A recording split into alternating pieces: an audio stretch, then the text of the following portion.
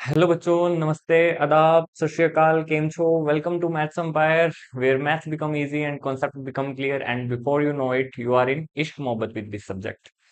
इससे पहले वाली चैप्टर की हमने सारी जो वीडियोस है हमने अपने चैनल पे अपलोड कर दी है। अगर आपने प्रीवियस वीडियोस नहीं देखी है तो आप आई टेप पे जा करके मेरी प्रीवियस वीडियो देख सकते हैं। आज के चैप्टर में हम क्लास 9th का जो ये सेकंड चैप्टर है इसके बारे में हम डिस्कस करेंगे। इसके अंदर हम इस वीडियो में तो इंट्रोडक्शन और 2.1 के जितने भी क्वेश्चंस है ना उन सबको सोल्व करेंगे वन बाय वन।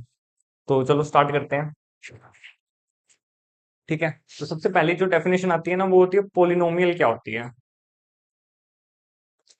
तो polynomial basically algebraic expression consisting of variable and constant combined using addition, subtraction, multiplication. The defining rule is that the exponent of all variable must be non-negative integer। मतलब definition कुछ ये है, इसको ना पढ़ने के बाद कुछ ज्यादा समझ नहीं आता है बच्चों को कि ये डेफिनेशन क्या कह रही है, क्योंकि इसके अंदर ना तीन टर्म्स ऐसी है जिसको हमें डिफाइन करनी चाहिए।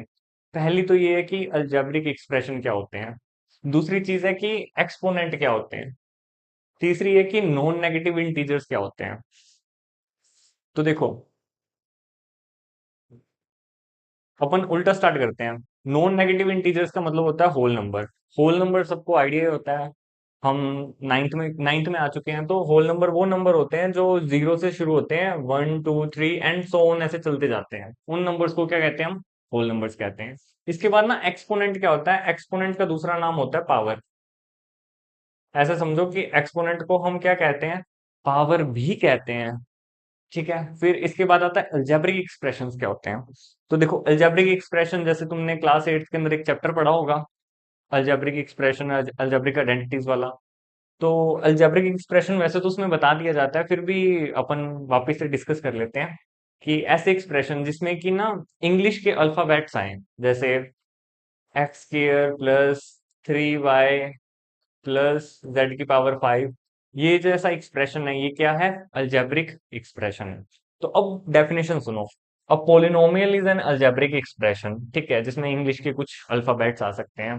कंसिस्टिंग ऑफ वेरिएबल्स, हाँ वेरिएबल्स होंगे उसमें, उसमें कुछ क्या होंगे, कॉन्स्टेंट्स भी होंगे। और उसको किस तरीके से कंबाइन किया जाएगा, एडिशन से, सब्ट्रैक्शन से या फिर मल्टीप्लिकेशन से। इन तीन ऑपरेशन लगा करके हम उसको क्या करेंगे, कंबाइन करेंगे, किसको, कांस्टेंट को और वेरिएबल्स को। The defining rule is that, है ना, उसको डिफाइन करने का कुछ रूल इस तरीके से रहेगा कि जो एक्सपोनेंट है ना वेरिएबल का, यानी कि पावर है ना वेरिएबल की, वो कैसी रहनी चाहिए, होल नंबर रहनी चाहिए। जैसे देखो, 3x² प्लस 2x-5, ये हमारे पास एक अलजेब्रिक एक्सप्रेशन जैसा कुछ लग रहा है। ठीक है, इसके अंदर देखो, एक्स दिख रहा है, वेरिएबल दिखा। ठीक है, इसके अंदर जैसे तीन है, वैसे तो ये कोफिशिएंट होता है, मैं अभी बताऊंगा, एक बार के लिए कांस्टेंट मान के चलो। इनको कैसे कंबाइन किया गया, मल्टीप्लाई करके, 3 × x² क्या हो जाएगा, 3x²। ठीक है, बीच में प्लस साइन से अपनों ने इनको सेपरेट भी कर रखा है। एक्स को किससे मल्टीप्लाई किया गया, 2 से, फिर यहाँ पे माइनस, मतलब ऐड सब्ट्रैक्ट और मल्टीप्लाई जैसा हम क्या करेंगे, कॉम्बिनेशन यूज करेंगे इनको बनाने के लिए। और रूल ये रहेगा कि ये पोलिनोमियल तभी रहेगा अलजेब्रिक एक्सप्रेशन जब इनकी पावर क्या होनी चाहिए, वेरिएबल की होल नंबर। यानी कि यहाँ पे एक्स की पावर कितनी है, 2 है। यहाँ पे एक्स की पावर कितनी है, 1 है। 5 के अंदर एक्स की पावर कितनी है, 5 के अंदर एक्स की पावर, तो देखो -5 को ना हम ऐसे लिख सकते हैं, एक्स की पावर 0, क्योंकि ये अभी भी क्या लिखा हुआ है, -5 × 1। और ये अभी भी क्या लिखा हुआ है, माइनस का 5। तो इसका मतलब यहाँ पे एक्स की पावर कितनी चल रही है, 0 चल रही है। एक्स की पावर कितनी चल रही है, 0। देखो, 0 पावर, 1 पावर और 2 पावर, 0 1 और 2, तीनों के तीनों नंबर क्या हुए, होल नंबर हुए। तो ये हमारा एक्सप्रेशन कैसा बन गया, पोलिनोमियल एक्सप्रेशन बन गया। तो अगर मैं इसमें बात करूं कि इसमें वेरिएबल कौन है, इसमें वेरिएबल कौन है, तो देखो, वेरिएबल यहाँ पे एक्स चल रहा है। ठीक है, अगर इसमें मैं पूछूं कांस्टेंट टर्म कौन सी है, तुम कांस्टेंट टर्म कौन सी बोलोगे, -5 वाली, -5। ठीक है, कोई बोलना चाहे -5 x⁻0, हाँ वो भी ठीक है। कोफिशिएंट कौन है, कोफिशिएंट होता है जो एक्स के साथ, मतलब वेरिएबल्स के साथ खड़े होते हैं। पर वेरिएबल में देखो यहाँ पे पावर 2 है, एक्स की पावर 2 है। तो यहाँ पे x² का कोफिशिएंट कौन माना जाएगा, x² का कोफिशिएंट माना जाएगा 3। यहाँ पे x का कोफिशिएंट कौन माना जाएगा, यहाँ पे x का कोफिशिएंट माना जाएगा 2। इसके बाद अगर हम टर्म्स की बात करें, टर्म्स होती है जो प्लस और माइनस के इधर उधर बैठी होती है, वो सारी क्या कहलाती है, टर्म्स। जैसे इस एक्सप्रेशन में अगर टर्म्स देखें तो ये हो गया 3x² एक टर्म है हमारे पास, और हमारे पास जो दूसरी टर्म है वो है 2x। हमारे पास इस एक्सप्रेशन में जो तीसरी टर्म है वो है -5। ये हमारी क्या हुई, टर्म्स हुई। इसमें वेरिएबल कौन हुआ, x हुआ, कांस्टेंट कौन हुआ, -5 हुआ। इसमें कोफिशिएंट्स कौन हुए, तो कोफिशिएंट पूछना पड़ेगा कि वेरिएबल की पावर का। जैसे x² का कोफिशिएंट 3 है, यहाँ पे x का कोफिशिएंट कौन है, 2 है यहाँ पे। टर्म्स कितनी है, यहाँ पे 3 टर्म्स है जो प्लस और माइनस के इधर उधर बैठी होती है ना। जैसे प्लस के इधर वाली साइड देखो 3x² बैठा है, प्लस के इस साइड देखो 2x बैठा है, माइनस के इस साइड देखो तो ये -5 ही बैठा हुआ है। तो ये सारी क्या कहलाएगी, टर्म्स कहलाएगी। क्या ये सबको क्लियर है, ये पोलिनोमियल क्या होती है, और पोलिनोमियल के ये एग्जांपल, और उसके पोलिनोमियल में कुछ बेसिक डेफिनेशंस। क्या ये सबको क्लियर है, तो हम क्या करते हैं, नेक्स्ट स्लाइड पे मूव करते हैं। नेक्स्ट देखो कुछ एग्जांपल्स है पोलिनोमियल के। तो देखो x² प्लस 2x प्लस 1, क्या ये पोलिनोमियल है, तो हमें क्या सिर्फ चेक करना है कि क्या वेरिएबल्स की जो पावर है वो सारी की सारी होल नंबर है। अगर वो होल नंबर है तो इट मीन्स वो पोलिनोमियल है। तो देखो यहाँ पे x की पावर कितनी आई, 2। 2 एक होल नंबर है, ठीक है। यहाँ पे x की पावर कितनी आई, 1। 1 भी एक होल नंबर है, ठीक है। यहाँ पे 1 के साथ वेरिएबल की पावर क्या है, 1 के साथ तो सर वेरिएबल दिख नहीं रहा, तो मैं दिखाता हूँ यहाँ पे x की पावर क्या लिख सकते हैं, 0। तो देखो क्योंकि 1 × x की पावर 0 क्या होएगा, अभी भी 1 ही होगा ना, क्योंकि 1 × 1, ये 1 × 1 क्या हो गया, 1। तो यहाँ पे वेरिएबल की पावर कितनी है, 0। तो देखो 2, 1 और 0 तीनों के तीनों नंबर जो है वो होल नंबर है, सो इट मीन्स ये हमारा पोलिनोमियल का एग्जांपल है। अब देखो 6x की पावर 4 प्लस 2x³ प्लस 3। देखो 4 एक होल नंबर है, ठीक है। x की पावर यहाँ पे 3 दिख रही है, 3 भी एक क्या है, होल नंबर है। यहाँ पे 3 के साथ ऐसे लिख सकते हैं ना, x की पावर 0, और 0 भी क्या है, एक होल नंबर है। तो ये हमारा एक्सप्रेशन कैसा हो गया, पोलिनोमियल एक्सप्रेशन हो गया। अगले वाले में देखो x की पावर 5 है और यहाँ पे -1 लिखा हुआ है, क्या 5 हमारा होल नंबर है, ठीक है। तो होल नंबर ही है ये तो। अब -1 के साथ देखो क्या लिख सकते हैं, x की पावर 0 लिख सकते हैं ना, क्योंकि -1 × x की पावर क्या लिख देते हैं अपने, 0। अब देखो -1 का -1, किसी की भी पावर 0 कितनी होती है, वो 1 ही होती है। तो इसका मतलब -1 × 1 कितना हो गया, -1। तो -1 को हम क्या लिख सकते हैं, x की पावर 0 भी लिख सकते हैं। तो देखो 0 भी हमारा एक होल नंबर है, तो ये भी हमारा एग्जाम्पल किसका हो गया, पोलिनोमियल का। जैसे 5 है, कांस्टेंट है। कांस्टेंट क्या है, ये भी एक पोलिनोमियल है, क्योंकि देखो यहाँ पे 5 को क्या लिख सकते हैं, x की पावर 0, ये अभी भी 5 ही लिखा हुआ है।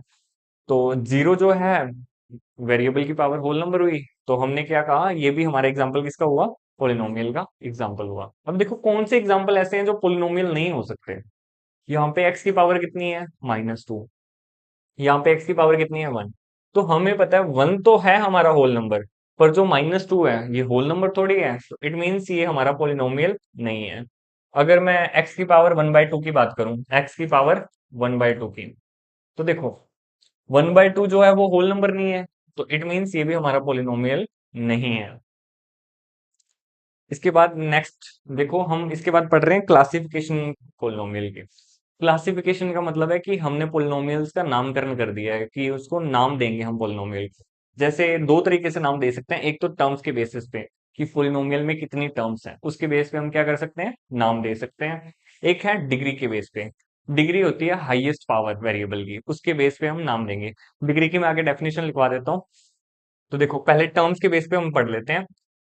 तो पोलिनोमियल को हम जब टर्म्स के बेस पे क्लासिफाई करते हैं ना, तो हम ऐसा नाम देते हैं, मोनोमियल, बाइनोमियल, ट्राइनोमियल, क्वाड्रिनोमियल। तो देखने से एक चीज साफ दिखती है कि सबके पीछे ना नोमियल लिखा होता है, नोमियल।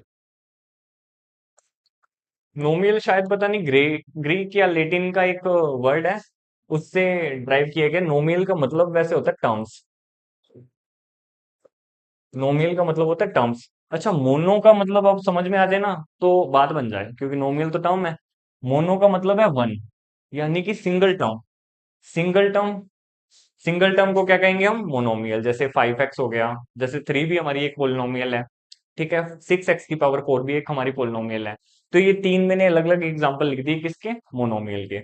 और बाइनोमियल की बात करें, नोमियल मतलब टर्म्स, बाय मतलब दो, दो टर्म्स वाले को क्या कहेंगे, बाइनोमियल। और उसके एग्जांपल हो गए जैसे -5x प्लस 3, ये हमारा बाइनोमियल है। जैसे 6x⁴ प्लस 17x, ये भी हमारा क्या है, बाइनोमियल है। अगर अपने ट्राइनोमियल की बात करें ना, तो यानी कि try means three, नोमियल means terms, तो तीन टर्म्स होंगी इसमें पोलिनोमियल में। तो देखो -8x⁴ प्लस 2x प्लस 7, ये हमारा क्या है, ट्राइनोमियल एक्सप्रेशन है, क्योंकि इसमें तीन टर्म्स हैं। 4x⁴ प्लस 9x प्लस 7, ये भी हमारे पास ट्राइनोमियल एक्सप्रेशन है, क्योंकि इसमें भी कितने टर्म्स हैं, तीन टर्म्स हैं। अगर हम क्वाड्रिनोमियल की बात करें, क्वाड्री मतलब हो गया चार, और नोमियल मतलब टर्म्स, तो चार टर्म्स वाली पोलिनोमियल को हम क्या कहते हैं, क्वाड्रिनोमियल कहते हैं। जैसे ये मैंने एक एग्जांपल लिखा हुआ है, इसके अंदर कितनी टर्म्स हैं, चार टर्म्स हैं। तो इसके अंदर हम बेसिकली देखो, पावर हमें मैटर नहीं करती, हमें सिर्फ टर्म्स लिखनी होती है। जैसे एक ज्ञान की बात बता देता हूँ, कि जैसे ये देखो, ये वाला एग्जांपल उठाओ तुम, ये क्या है, बाइनोमियल है, 6x⁴ प्लस 17x। ज्ञान की बात ये है, ज्ञान की बात ये है कि इसके अंदर देखो दो टर्म्स हैं, पर पावर कितनी है यहाँ पे, चार। तो हमें पावर, ऐसा जरूरी नहीं है कि पावर भी दो ही रखनी होती है, पावर तुम कुछ भी रख सकते हो, पर टर्म्स कितनी होनी चाहिए उस पोलिनोमियल एक्सप्रेशन में, सिर्फ दो टर्म्स होनी चाहिए। क्या ये बात क्लियर है? फिर अपन क्या करते हैं, क्लासिफिकेशन पढ़ते हैं डिग्री के बेस पे। तो pause the video to note it down, then we move to next slide. तो देखो डिग्री के बेस पे क्लासिफिकेशन सुनो। डिग्री के बेस पे हमने क्लासिफिकेशन किया हुआ है, एक तो है constant, linear, quadratic and cubic. सुनना, अब कांस्टेंट का मतलब होता है कि हाईएस्ट पावर जीरो होनी चाहिए। हाईएस्ट पावर जीरो होनी चाहिए मतलब, यानी कि पहले डिग्री की तुम्हें डेफिनेशन समझनी पड़ेगी। डिग्री का मतलब होता है highest power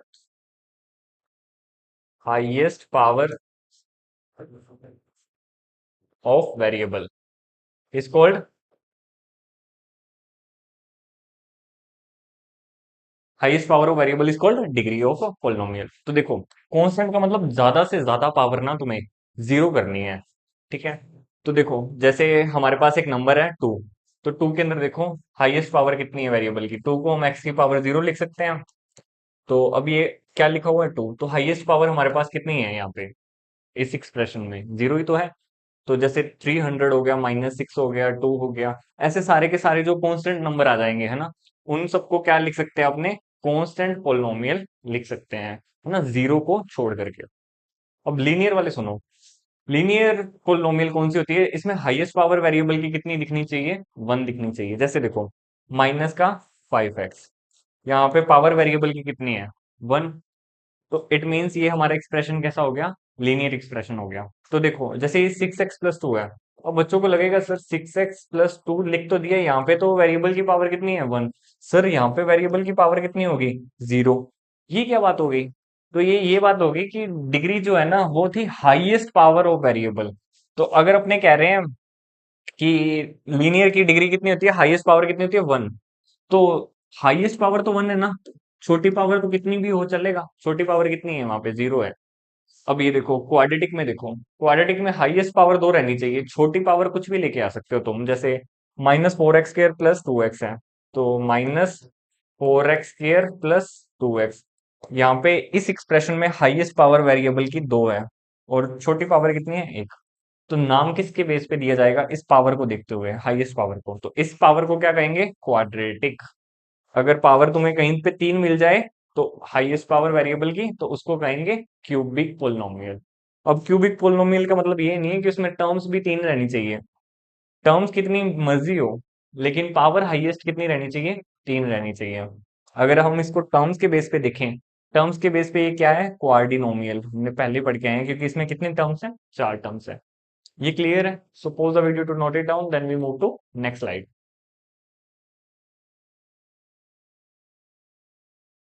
is the expression 4x² plus 10x² is a monomial, binomial, trinomial? हमें बताना है ये एक्सप्रेशन क्या है, इनमें से मोनोमियल है, बाइनोमियल है, या फिर ट्राइनोमियल है। तो देखो, सबको लग रहा होगा 4x² प्लस 10x² है, इन दोनों को ऐड करने पे कितना आ जाता होगा, 14x² आ जाता होगा।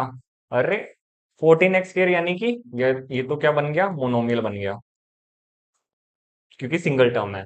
अच्छा, कई लोग कह रहे होंगे सर हम ऐड कर ही क्यों रहे हैं, हम 4x² और 10x² को ऐसे ही छोड़ दें और हम कहते हैं बाइनोमियल। बाइनोमियल, तो आंसर तो ये होना चाहिए, क्योंकि हमसे तो ये एक्सप्रेशन पूछा है, हम ऐड कर क्यों रहे हैं। तो मोनोमियल आंसर सही है या बाइनोमियल? तो बच्चे को ना बहुत कंफ्यूजन रहती है ऐसे क्वेश्चंस में, है ना।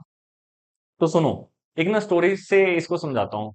ऐसा लग रहा है ना कि ये दोनों ही ठीक है, मोनोमियल भी ठीक है, बाइनोमियल भी ठीक है। ऐड करते हैं तो हमें लगता है मोनोमियल है, अगर हम ऐड नहीं करते तो हमें ऐसा लगता है कि ये बाइनोमियल है।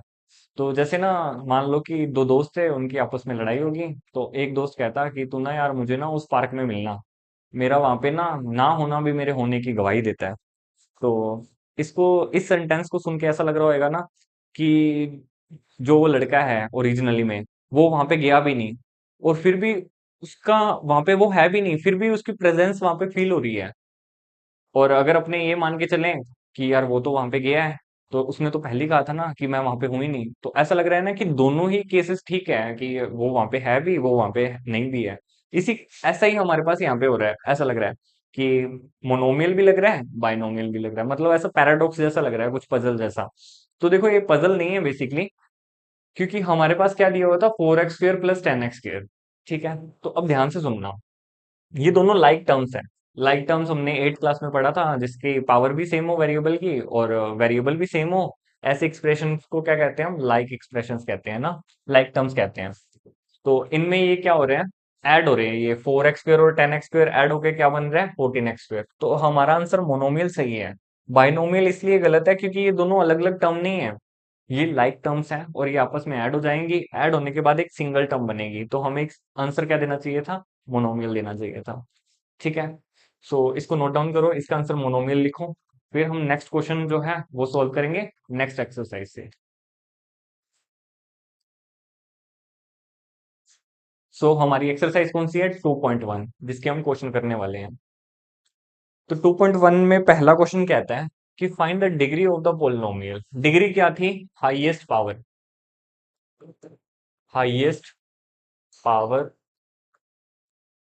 Of variable. ठीक है, ये क्या कहलाती है, डिग्री कहलाती है। तो इसमें देखो 2x² माइनस 5x प्लस 3, इसमें हाईएस्ट पावर क्या रही है वेरिएबल की, यहाँ पे तो देखने पे लग रहा होगा कि 3 को हम क्या लिख सकते हैं, 3 को हम ऐसे लिख सकते हैं ना, x की पावर 0, क्योंकि अभी भी किसी की भी पावर 0 कितना होता है, 1 होता है। तो 3 × 1 कितना हो गया, 3। तो 3 को तो हमने x की पावर 0 लिख लिया, यहाँ पे x की पावर कितनी चल रही है, 1। जब कुछ भी नहीं दिया होता ना वेरिएबल के ऊपर, तो हम क्या मान के चलते हैं, वहां पे 1 लिखा हुआ है। यहाँ पे पावर कितनी दिख रही है हमें, 2। तो इसमें हाईएस्ट पावर 0, 1 और 2 में क्या है, 2। तो इसकी डिग्री क्या होगी, फर्स्ट की डिग्री कितनी होगी, 2। अब सेकंड वाला देखो, y की पावर 3 -2y−1, -1 को हम क्या लिख सकते हैं, y की पावर 0 लिख सकते हैं ना, क्योंकि देखो -1 × y की पावर 0 क्या हो जाएगा, -1, और किसी की भी पावर 0 कितना होता है, वो 1 ही होता है। -1 × 1 कितना हो गया, -1। तो -1 को तो हमने ऐसे लिख लिया। अब इसमें से हाईएस्ट पावर ही तो देखनी है, y की कितनी है, यहाँ पे y की हाईएस्ट पावर, सॉरी y की यहाँ पे पावर पावर कितनी है, 0। यहाँ पे पावर कितनी है, 1। यहाँ पे पावर कितनी है, 3। तो हाईएस्ट पावर क्या हुई, हाईएस्ट पावर हुई 3। तो डिग्री कितनी होगी इस पोलिनोमियल की, 3 हो गई। अब थर्ड वाला देखो, थर्ड में कितना है, -9 लिखा हुआ है। -9 को कोई भी वेरिएबल असाइन करके लिख सकते हो आप, x की पावर 0 लिख दो, चाहे y की पावर 0 लिख दो। तो अभी भी ये कितना लिखा हुआ है, -9 × 1। तो अभी भी ये कितना लिखा हुआ है, -9। सो तो इसमें वेरिएबल की पावर ही एक है, 0। और हाईएस्ट भी क्या बन जाएगी, यही बन जाएगी, तो इसलिए इसकी डिग्री कितनी आ जाएगी, इसकी डिग्री आ जाएगी 0। और 0 डिग्री वाली पोलिनोमियल को हम कहते हैं कांस्टेंट पोलिनोमियल। जैसे 4z−3 है, तो इसको लिख सकते हैं ना z की पावर 0, क्योंकि अभी भी क्या लिखा हुआ है, -3। अब देखो यहाँ पे z के साथ कुछ भी नहीं दिया हुआ, तो पावर हम क्या मानेंगे, 1 मानेंगे। अच्छा, 1 बड़ा है या 0 बड़ा, बच्चे बच्चे को पता है कि 1 ही बड़ा होता है, तो इसकी डिग्री कितनी होगी, इसकी डिग्री होगी फोर्थ वाले की 1। डिग्री इज इक्वल्स टू में कितनी होगी, 1 हो गई। क्या ये सबको क्लियर है? Please take a screenshot, then we move to next slide. Next question कहता है write a polynomial of degree 1, 2 and 3। हमें ना 1 डिग्री की पोलिनोमियल लिखनी है, 2 डिग्री की और 3 डिग्री की। तो देखो डिग्री 1 से लिखना शुरू करते हैं, डिग्री 1 से। ऐसी कौन सी पोलिनोमियल होगी जिसकी डिग्री वन होगी? जैसे हमारे पास एक्स है, इसकी डिग्री कितनी है? वन है, क्योंकि यहाँ पे पावर वन लिख सकते हो ना आप। ठीक है, जैसे एक्स प्लस फाइव हो गया, ये वन डिग्री की पोलिनोमियल होगी। अब डिग्री टू की बात करते हैं, मतलब हाईएस्ट पावर कितनी रहनी चाहिए? दो रहनी चाहिए। डिग्री टू, देखो अपन ऐसे लिख देते हैं, वाई की पावर टू, मतलब डिग्री दो की पोलिनोमियल बनेगी। या फिर सेकंड एग्जांपल अपने ऐसे लिख सकते हैं, सेकंड एग्जांपल अपने ऐसे लिख सकते हैं कि वाई स्केयर प्लस फाइव, ये भी अभी क्या है? दो डिग्री की पोलिनोमियल है। अब डिग्री थ्री की बात कर लेते हैं, डिग्री थ्री की बात कर लेते हैं। जैसे z की पावर थ्री, ये तीन डिग्री की पोलिनोमियल बन गई। या फिर Z cube plus five Z square minus nine, कुछ ऐसा। हाईएस्ट पावर वेरिएबल की कितनी रहनी चाहिए? तीन रहनी चाहिए। यहाँ पे हाईएस्ट पावर वेरिएबल की कितनी है? तीन है। देखो यहाँ पे वेरिएबल की पावर दो है, यहाँ पे वेरिएबल की पावर कितनी है? जीरो। तो जीरो, दो और तीन में सबसे बड़ी पावर क्या हुई? तीन। तो इसलिए हाईएस्ट पावर वेरिएबल की कितनी रहनी चाहिए? तीन रहनी चाहिए। तभी वो डिग्री थ्री की पोलिनोमियल मानी जाएगी। सो आई थिंक ये भी आपको क्लियर होगा। अगर कोई भी डाउट होता है ना आपको, तो आप कमेंट सेक्शन में पूछ सकते हो आराम से। तो अपने नेक्स्ट क्वेश्चन को सोल्व करते हैं नेक्स्ट स्लाइड पे। नेक्स्ट क्वेश्चन कह रहा है what are the coefficient of x square and x cube in the polynomial. हमारे पास एक पोलिनोमियल दे रखी है, ये देखो बहुत एक अच्छी सी पोलिनोमियल है। इसके अंदर हमें एक्स स्क्वायर का और एक्स क्यूब का कोफिशिएंट ही तो निकालना है। तो एक्स स्क्वायर का कोफिशिएंट जो एक्स स्क्वायर के साथ हो, तो अपन लिख सकते हैं कोफिशिएंट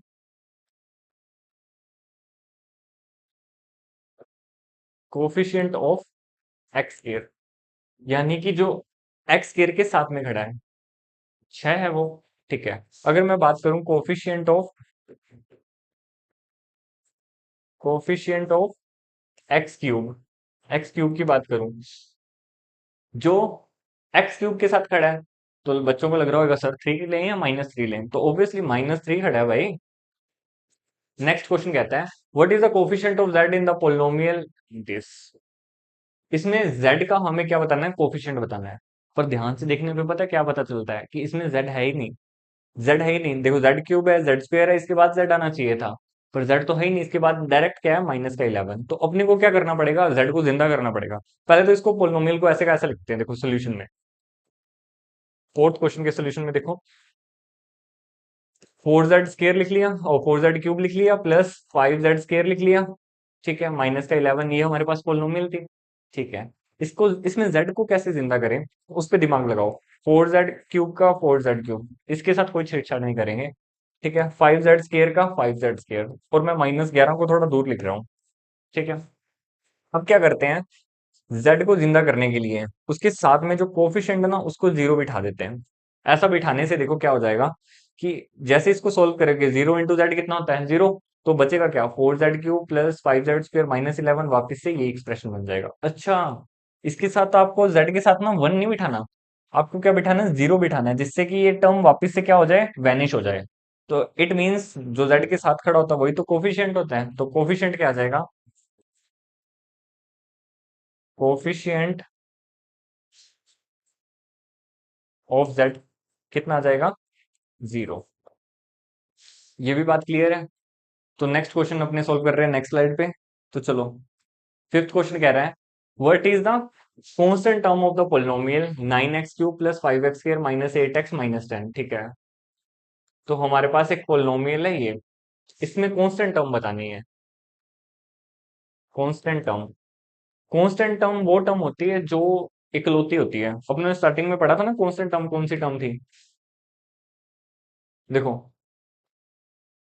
कांस्टेंट टर्म कौन सी थी? जो इकलौती थी, जिसके साथ कोई भी वेरिएबल नहीं होता, मतलब पावर उसकी कितनी होती है वेरिएबल की, जो भी अगर उसके साथ आ भी गया तो उसकी पावर होएगी जीरो। और जीरो पावर अपने कभी भी दिखाते नहीं होते।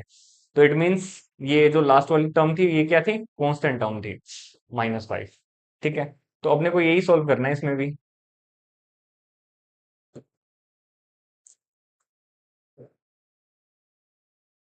देखो, तो इसमें कांस्टेंट टर्म कौन है? ये वाली जो इकलौती खड़ी है। तो कांस्टेंट टर्म क्या आ गई? माइनस का 10। ठीक है, तो इसी के साथ जो एक्सरसाइज 2.1 है और उसका इंट्रोडक्शन है वो इस वीडियो के साथ अपने खत्म करते हैं, और नेक्स्ट वीडियो में अपने 2.2 और उसका इंट्रोडक्शन पढ़ेंगे। और अगर आपको वीडियो अच्छा लगता है तो please like share and subscribe, जिससे कि हमारे चैनल को थोड़ी ग्रोथ करने में हेल्प मिले और हम आपके लिए नई से नई ऐसी वीडियोस बनाते रहें। Thank you so much students.